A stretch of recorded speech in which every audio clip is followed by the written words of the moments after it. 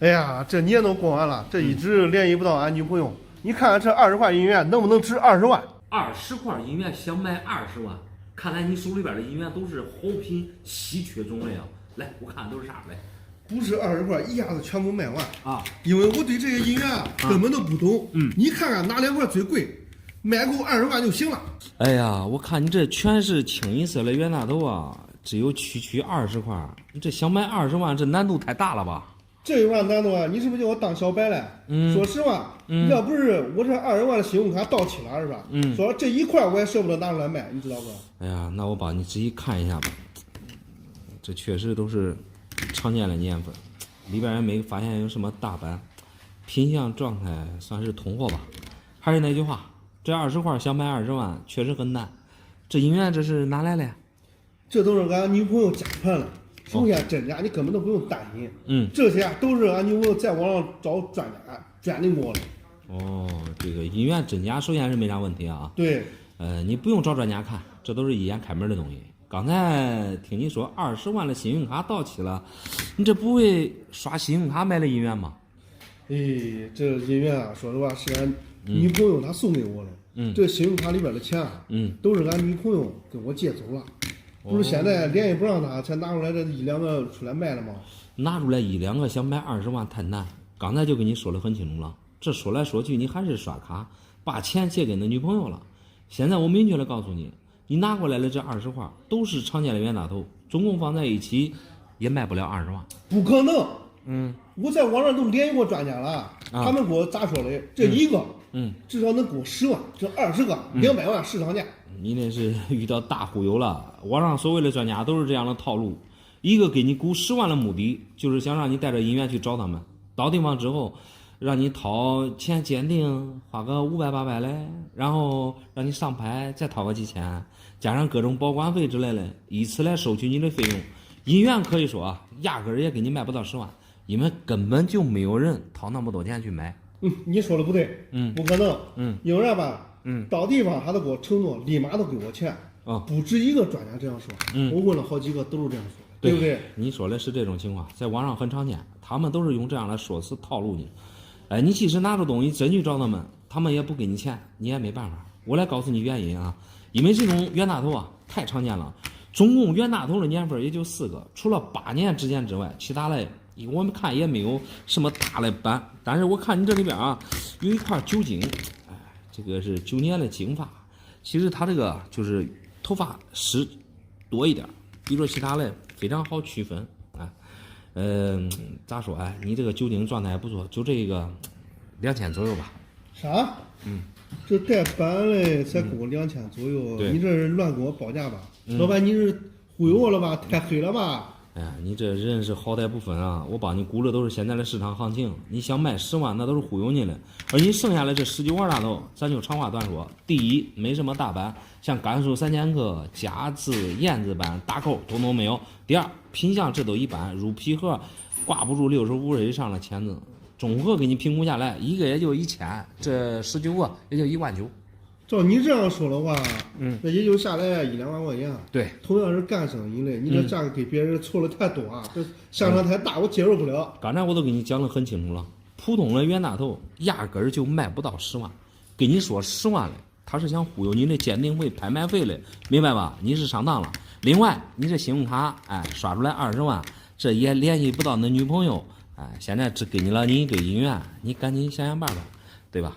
把这个钱。看看怎样追回来，这才是最真实的目的。其他我也不跟你多说了，银元拿回去。你收不进，你直说啊！你想黑我的银元，我还是找我的专家去。好，你自己看着办吧。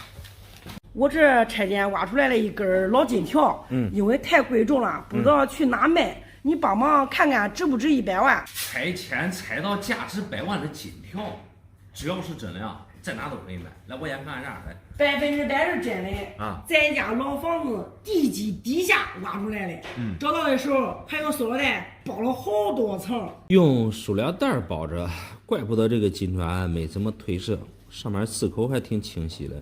这如果对的话，绝对是不少值钱啊！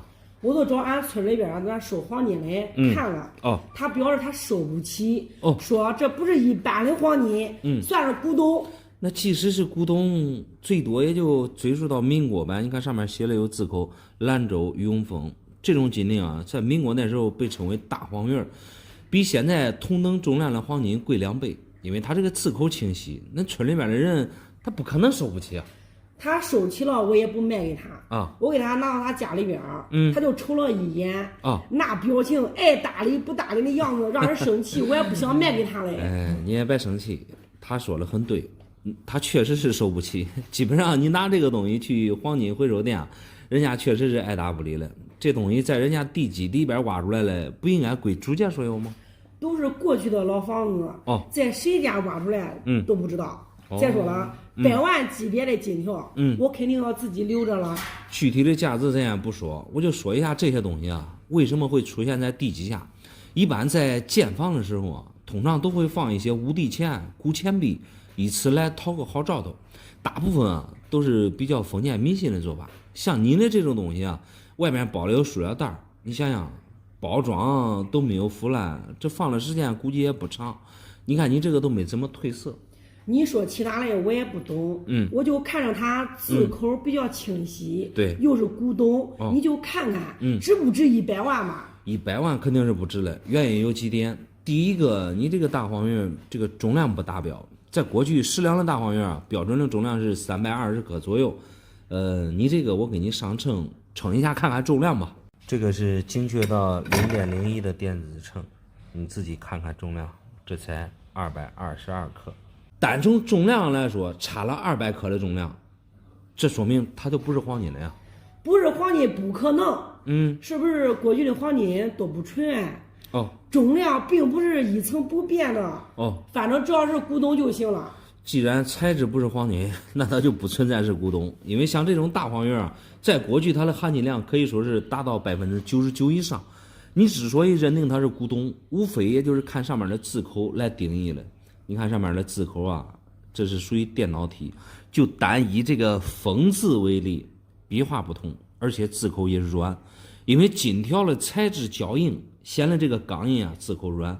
另外你再看金条上面，这有很多地方你看这都不均匀，熔点不均匀，因为黄金燃烧啊它不会这个样子的。还有就是背面你看也存在大面积的褪色，这很明显啊就是现代的东西而已，依我看也就是几十块钱一个吧。不可能，绝对不可能。俺村里边都那个家伙都说收不起了，到你这咋可能是假的嘞？他说收不起，其实是客套话而已。如果真是过去的金锭，他对你的态度啊，肯定不会是那种爱答不理了，因为像这种民国的大黄玉啊，比黄金1克贵很多了，几百克的大生意，他能放着不做吗？他是不懂行，听你这话的意思是让我少收点呗，然后你就说能开到什么价吧？你也不用讲价，因为这个不是黄金，也不是古董，所以我这边也是直接不要。这东西反正也是你这个拆迁拆出来了，应该是和你有缘，在地基下你看放了那么多年，也没有怎么褪色，这好歹也是一个仿真那大黄玉，你自己拿回家拿着玩吧。看来啊，你也不懂行啊，老板，东西还还给我吧。对，我再找比你高的时候再帮我鉴定鉴定。对，再找人瞅瞅，再找人瞅瞅。我没想到今年运气这么好啊！溥仪皇帝的腰定被我给揭露了，我这普通人就直接一步登天了。溥仪皇帝的腰定，这上面并没有任何落款啊，器型重量倒是接近5两的腰定，这东西是哪来的？这是我朋友他家里传下来的。他这前几年欠了我10万块钱。把这个拿出来，相当于跟我抵账了，正儿八经的，溥仪腰定，10万抵过来了腰定。恕我直言啊，我看你这个倒像新的，钉子确实是银的。如果是家传下来的话，它外边应该有包浆才对。溥仪是清代的皇帝啊，那时候的腰定并没有这么长，也没有这么薄。这10万块钱，这哪有漏尖？漏大了，我跟你说，我都找专家看过了。因为它没落款，比较特殊，最低200万起步吧。我准备买房买车养老了。这想法确实挺逗的，买房买车养老都给整出来了。这如果真能卖200万的话，我能给你找来很多。银子成本它也不贵，才几块钱一克。这还真不是银嘞。专家说有可能是白金。这世界上就这一个，你想想，皇帝用嘞，怎么可能是银嘞？专家的话，你还真未必都要信。清朝那时候啊，凭借当时的技术，还真提炼不出来白金。再说白金也不长这样啊，颜色也并没有这么白。比重的话和黄金一样重，这托起来200克一大管。如果这个东西真是溥仪皇帝了，你想想几百万的东西，他咋管会10万块钱抵给你嘞？你不可能，你也不太了解我朋友这个人吧？典型的败家子一个。我跟你说，因为他太爷爷小时候是溥仪的跟班嘞，所以才有这个东西。我发现你这个人啊，非常好忽悠。别人说什么就是什么，你这都没自己的主见，显得有点幼稚。你想想，能单凭对不对？专家说值200万，他都能200万吗？我也感觉事儿有蹊跷。我找的专家，给他800块钱的鉴定费之后，他问我想不想卖400万，帮我介绍更高级的专家，鉴定费在1600。你看看，你找了这专家原形毕露了吧？其实他们的目的啊，根本不在乎你的东西能卖多少，关键是要你的鉴定费。给1600能卖400万，给3加2岂不是能卖800万了？对，差不多就是这样的。所以我来问问你，看看到底值多少哎？你这幸亏是损失了800块钱的鉴定费，这都是小钱。你按照专家的套路啊，他是希望你能带着东西去找他们。你想想，你去某一个地方，来回路费、住宿、1日3餐，这都得花不少钱。而且他们是摸准了你想卖200万的心理，趁机啊给你推荐更高级的专家。光鉴定费这一项你都得花好多钱。而你想想，200万马上就要到手了，所以他才会给你提出各种费用，把你的钱包给掏空。最后你这个腰锭肯定也给你卖不掉，因为你这个腰锭本身不值钱。第一，年份并不老，过去的腰锭啊都有落款，比如说溥仪那时候发行了，打了有宣统年，对吧？或者是引号的名字。第二，这并不像你说的是什么白金，因为那时候清朝的科技它达不到，这是其一。其二呢，像我说的比重也达不到，所以你这个腰锭啊很明显就是银的而已。200克一大管，市场价也就1000多块钱吧。才1000多块钱？对。你这价钱是怎么估的呀？你可别给我开玩笑啊！我给你开啥玩笑啊？我也不是随便开玩笑的人，因为我看着你这腰锭很新，并不老。如果是老的话，像5两的腰锭啊，好歹也得值个大几千块钱，所以你这个就是单纯的一个银价而已，1000多块钱的样子。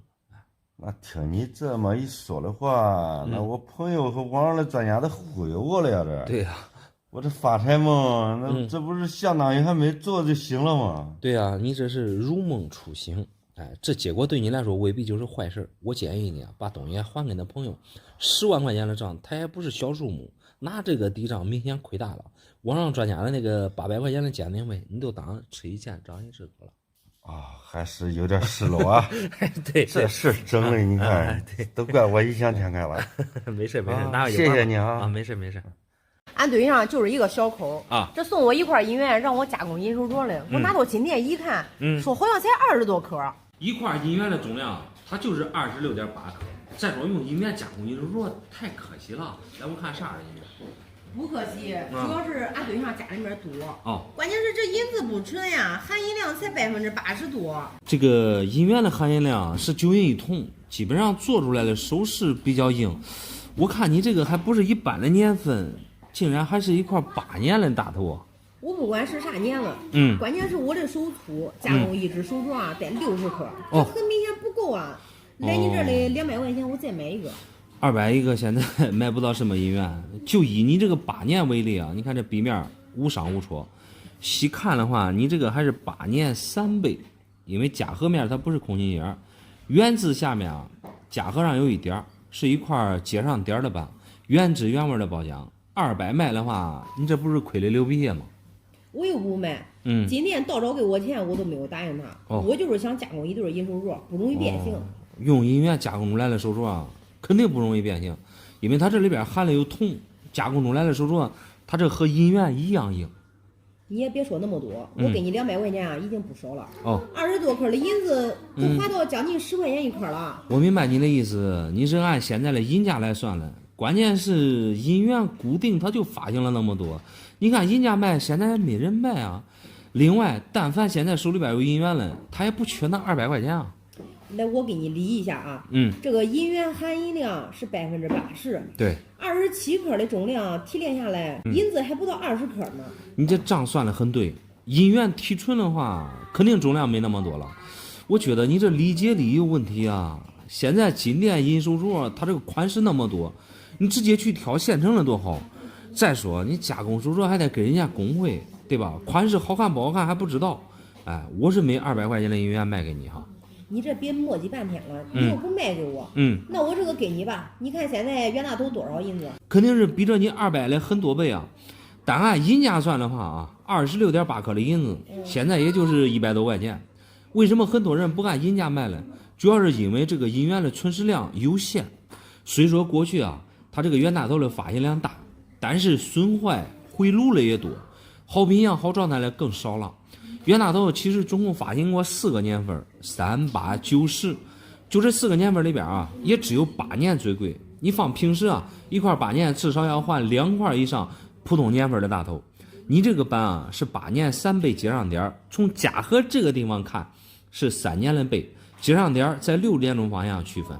所以说这个8年袁大头发行量少，但是它这个班是比较多。因为8年这个年份啊，有些含银量它并不是太高。但是看你这个状态啊，倒是原汁原味的，包括前后字口，这品相完全是大于通过状态的。仅凭你现在这个品相，我能给你估到4000多块钱，完全没啥问题。4000多？对，我没听错吧？没有。那这卖了可以买一个硬金手镯了。这也太令我喜出望外了。我给4000多的这个是现在这个8年的行情价。至于你说的硬金手镯，4000左右的话，恐怕是一口价。一口价的首饰啊，它不按黄金重量算。你在购买之前啊，最好做一下这方面的功课，省得到最后啊，你买了不到2、3克的黄金，到时候别再后悔了。听你这话，好像你什么都懂。对，这幸亏是昨天没有毁坏，不然就给这个黄金失之交臂了。那幸亏是昨天也没毁坏。那毁坏的话，你真的是说实话，银子也就100多块钱了。不管咋说吧，还是你运气好。本来打算是加工银手镯的，结果今天阴差阳错，这就变成换成黄金的了，这挺好的。还是同一块银元，结果呢却给自己一个惊喜。你看这结果咋呢？谢谢老板，还是你比较实在，那就给你留下吧。那行。老板，听说现在银子涨价了啊，我这有100块银元啊，看能不能卖2万多块钱。我没听错吧？这100块银元卖2万多块钱，你这是按银子价算的呀？这哪有这样卖银元的？你放100个心嘛。我的银元没有一块是假的。我要的也不高啊，按3张的银手镯价卖就可以了。我没有嫌价高，更没有嫌弃假，因为你这些银元虽然说都搁着盒子，但是这都是一眼开门的。我的意思是，你这些银元品相并不差，你这是按银子价钱卖的话，实在太亏。毕竟啊，你这数量又有那么多，我还是细看啊，给你分分类吧。不用那么麻烦了，银子反正也不贵，才10来块钱一克。我这100块加在一起5斤银而已。银子现在虽然说不贵，但好歹银元也是100年前的东西，你现在算无机文物了。为了你的利益最大化，我看看里面有没有带斑嘞。无所谓。我前几天才送给俺朋友一块他要花200多块钱买了我10个。你出价知道比他高就行了。即便再是朋友，你也不能200一个卖给他，还一下子卖了10个。你这如果不懂银元的话，你可以完全先学习一下银元方面的知识。你这草草的呀，将银元卖完，恐怕家里边再也没有了吧？我跟你说，你正好说错了。我也不怕你笑话。我其实啊是2分。这100多块银元啊，是我男朋友送我的见面礼。他家里还有很多。有再多你也不能这么挥霍啊，不能因为是见面礼你就便宜卖。你2婚也是过来人了，现在挣钱也不容易，组建一个新的家庭啊，这生活啊还得继续，能多卖点钱，对吧？将来你买啥都可以啊。我主要不是不喜欢银元嘛，放手里也没啥用。就是想变现买辆2手车开开。对，银元对于你们女人来说确实没啥用。既然是见面礼，说明那男友啊是真爱你的。你这100块卖好的话，2手车估计得靠边站了，买个新车应该是绰绰有余啊。你可别忽悠啊！我男朋友可是农村人啊，家里就是以种菜为生。这医院他家传的，那值多，那值啥钱啊？家传下来就对了，你可不要小瞧农村人，正是那男友家的淳朴啊，才造就这些医院保留下来。你这110块，大多数我看这都是冤大头。哎，像这种冤大头啊，总共发行了3、8、9、10 4个年份。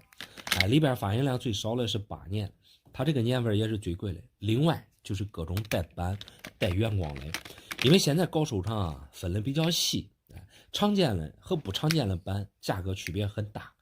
我看你是把音源当卖破烂的选手，这里边过多的讲解也不跟你说了，咱俩就直接开门见山。以你这些常见的呀，3、8、9、10，另外加上23年的传样，笔面只要是无错无双的状态，统统按通货来估价。大概的给你估一下，100块至少是10万。10万块？对，乖乖嘞，这还是初步估价吗？对，自然男友家条件不错啊，相当于是个富二代啊。你这形容词用的很对，现在在农村啊，谁家有几百块银元，绝对是隐形的富二代，加上男友又有手艺，又会种菜，这绝对是潜力股中的潜力股，你得好好的把握了。肯定得好好的把握。你这样一算账，我之前连送那带11块，就损失惨重了，一下子少挣好多钱啊。对，你那11块才到手2000块，相当于是折价小18000。哎，好在你没卖给外人，毕竟是自己的朋友，朋友咋说哎，还能找得到。这一次让他捡个大便宜，说不定以后啊，余情还会给你补回来，你感觉嘞？我也不好意思跟他再去要了，对，都是朋友一场嘞。好在我今天没把他们当破烂卖了。哎，这么好状态的音乐，你绝对不能当破烂处理啊！主要是你对音乐不懂，等会儿呢，我给你挨个给你仔细细致的挑一挑版，好歹100块里边怎么着也得有几个带版的。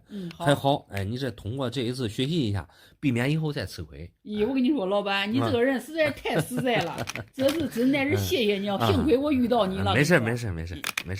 这儿有2块破音源啊，平时还叫他宝贝的不得了。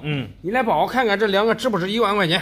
儿子的2块银元，你这当老子的竟然不知道价值，这看来尴尬了。来，我看啥个音乐？我感觉他俩吧，最多也就值1万块钱啊，因为是我儿子压岁钱，我最近急用钱，想变点现。你这2块银元，这可都不是普通的银元啊，这底板这都是1顶1的状态，你这当老爸估的不合格啊。说句不好听的我都是个继父这是他亲爸送给他的。你看能不能卖1万块钱嘛？1万你要的太草率了，因为皮盒能挂着带分的它都不便宜，61分的带光，这个宣统广东这光度打个灯能刺眼，而且你看还带幻彩。另外一块大秦宣3 55分属于延平状态了，这笔面这淡淡的黄油彩很喜欢人，你别卖了，赶紧给孩子给拿回去。你别下结论那么早啊！今天我既然拿过来了，我都没想着拿走。哎呀，毕竟你是孩子的继父，和孩子的关系啊，一定要处理好。再加上你对银元也不懂，我感觉啊，你还是尊重恁儿子的意愿为好。我尊重他啥？不是2块破银元吗？又不是黄金。以前小时候我经常用他们加工银首饰，它都不值钱。以前确实是不值钱，哎，这个都毁坏加工银首饰了。你按银价算，也就是80块钱。但是现在银元价格都涨疯了，何况你这2个都已经评级如何，而且给的分也非常理想。你想卖的话，我感觉啊，还是跟恁儿子商量一下。2块破银元没有必要商量。况且我卖钱也是为了他。我前年的时候也是龙阳一个卖3000。你卖3000啊，即使和这2个是一样的币种，价位不同太正常了。因为银元状态不一样，价格区别很大。裸币啊和盒子币，它的价格相差本身就大，即使状态差不多，入盒和不入盒，价钱差别也很大。因为你这2个，这都是高分。你别给我绕那些了，你直接开门见山，你让我见识一下他们分别值多少钱吧。哎呀，那行吧，那给你估一下价也行，最起码你心里边有个底儿。先说你这里边最便宜的这个大秦宣3啊，尾巴出云，这是属于深板龙。笔面底板带黄油彩，也就是我们常说的笔面带光。你细看你这块币，虽然说分不高，但是笔面整体啊接近 MS 级别，个人看算是延平。因为大秦宣3啊，平时好状态的太少了，所以你这个价格不会低了。个人看，差不多在4万左右。4万？对。这一颗银子要花到1-2千了嘛？对啊，这比黄金还贵好几倍啊！这价格确实超出我的想象了。银元的价值啊，它这个高低其实主要是看它的状态，有比黄金贵的太正常了。毕竟啊，物以稀为贵嘛，因为皮革分越高，价钱也越喜欢人。像另外一块广东宣统龙啊，这个状态可以说是无敌了，正儿八经的微流通品相，壁面带转光，而且你看还有一层环彩。这种银元啊，可以说是万里挑一。你看一下它这个龙鳞，它这个龙鳞可以说是没有丝毫磨损，和我们常见的广东龙区别巨大。因为广东龙啊有一个通病，就是它这个龙鳞是高点，基本上磨损的比较狠，所以好品相的也是极少。就按目前你这个状态来估的话，6万左右也是绰绰有余。乖乖嘞，这一块价钱更吓人啊！对呀，你这价钱估了叫我吓一跳，咋能值钱？就因为他们品相好啊。你现在搞收藏都是看状态的，有钱人玩的呀，他就是好状态。还有就是皮革高分啊，也是比较有限，所以拿这个给孩子当压岁钱、当传家宝的人很多。因为这些东西啊，大多数都是拿时间去换金钱，毕竟钱它一直在贬值，你买成东西，比存起来强。恁儿的这东西啊，我感觉你还是给他拿回去，别卖了。那还是先不卖了吧。可能我看走眼了，我还是老老实实给他拿回去吧。谢谢老板。没事。俺妹这个人真是得理不饶人啊！俺妈送给我一块银元，她竟也要平分，你帮我1分为2吧。好好的一块银元1分为2，实在太可惜了。况且啊，你这还是一个样币大清长须龙，这品相可以说是无敌啊！管他无敌不无敌的，我就是咽不下这口气。你尽管帮我1分为2，分好了我去加工一个银戒指。用银元加工银戒指。款式并不好看啊，而且你这个银元状态并不差，这底板啊属于未流通的状态，包浆应该也算是有一段时间了。这如果是真币的话，价值确实是不菲，你可以考虑变现，你们俩再平分。不用那么麻烦，你直接拿刀从中间咔嚓一下就解决掉了。反正也是准备加工银首饰的。咱先撇开银元的真假啊，单说用银元加工银首饰，败币无一例，含银量低。做出来的首饰硬，款式老旧，没有机器做出来的精致啊！你完全不懂。小时候我看我同学戴银手镯，当时我可羡慕了。那是用银元加工一对银手镯，也算是弥补我小时候的遗憾嘛。你说的对，在过去啊，确实流行用银元加工银手镯，因为那时候银元价钱便宜，才几十块钱一个，而买一对银手镯得上百块。那加工师傅的工费才10-20块钱，你算下来，用银元加工银手镯能省几十块钱。而现在银元贵了，银手镯它反倒是便宜了。对呀，我把来龙去脉都给他说了，就是想用银元加工一对手镯，给他弥补200块钱，结果他不愿意。是我肯定也不愿意啊！你像现在普通的银元都上千了，而且你这还是一块龙样，最便宜的龙样也得2-3千了。最关键的是，你这还不是一般的龙样，妥妥的样币大真长须龙。你说那妹她会怎么想呢？我不管他会怎么想，我才不管是长须龙还是短须龙，你就给我1分为2，也别想谁都别想要。哎呀，我看你这长得挺漂亮，但是这情商确实有点低了。好好的银元你都损坏了，说实话，恁俩就结梁子了。像这种长须龙银元啊，属于失主样币，现在存世量啊，全世界范围内也就10来枚的样子。这个凭借你这个状态啊，入皮盒能给个 SP 61分完全没问题。参加拍卖会的话，现在少说也得大几百万、上千万的东西了。大几百万？对，乖乖嘞，没想到竟然能值那么多。怪不得天天给我打几个电话骚扰我。对啊，像这种样币啊，大几百万的东西，你说你准备去损坏加工银手镯，你说是谁听了也不愿意啊，肯定是撵着你要平分啊。干脆你好人做到底，让他给你200块钱，你把这个银元啊完好无损的直接送给他。按你这么做的话，八成是我疯了吧？大几百万的东西我给他，我要200，我图的啥？你先别着急下结论，图一个姐妹和谐就行了。因为恁妈给你这个银元啊，它并不老，虽说是长须龙样币，但并不是真正过去的老货。你看它这细看它这壁面压力啊，连我这一关都过不去。还有它这个扁齿，你也可以仔细下一下。这说实话，这都是，太软了。壁面包浆也是怪怪的，目测确实是假的，但含银量也不算高，算是近代的真银假币一枚，市场价不会超过200块钱，所以我建议你啊，直接送给你妹妹，卖一个人情，直接给她得了。你这说的前后反差也太大了吧？一会儿大几百万，一会儿200的。我就说我妈也不可能有这么贵的银元呀。那确实，大概行情就这样。一般像这种洋币啊，我们普通人确实接触不到。既然恁妹想给你平分，那你就如她所愿，拿200块钱绝对够买一副那个精致漂亮的银手镯，一举两得。手镯也戴了，这姐妹对吧？那这种关系也和谐了，你说嘞？行吧，就按你这样办了。你这么一说，那就送给她吧。哎，对，给拿回去吧。好，哎，好，谢谢啊。没事没事。